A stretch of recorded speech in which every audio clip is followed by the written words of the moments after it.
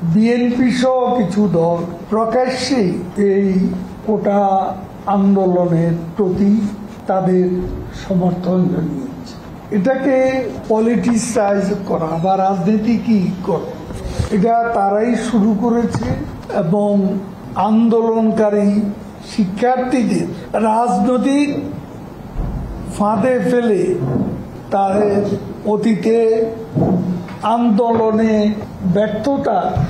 আন্দোলনের ব্যর্থতা পেছনে রেখে তারা নতুন করে আন্দোলন করার পায়তারা এবং এই আন্দোলনকে কোটা বিরোধী আন্দোলনকে তারা সরকার বিরোধী আন্দোলনের রূপ দেওয়ার চেষ্টা করছে। আমাদের অবাক লাগে যে মির্জা ফখরুল ইসলাম আলমগীর প্রকাশ্যেই বলছেন যে মুক্তিযোদ্ধাদের কোটার কোনো দরকার, এবং এ থেকেই বোঝা যায় মির্জা ফখরুল এবং তার দল বিএনপি এদের মুক্তিযুদ্ধের প্রতি কোনো প্রকার সম্মান বোধ নেই, মুক্তিযুদ্ধের চেতনায় তারা বিশ্বাসী।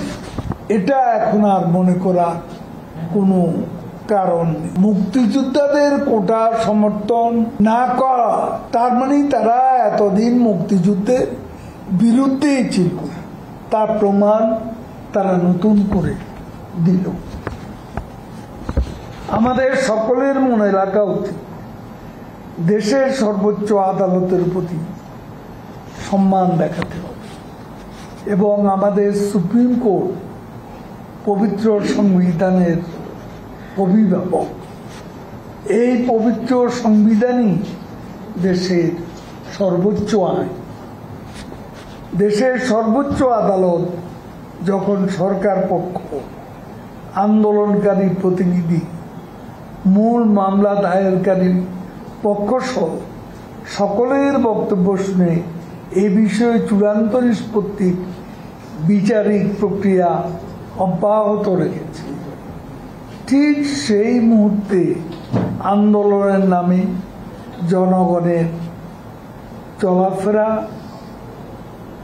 ও যানবাহন চলাচলে বাধা সৃষ্টি করা বেআইন।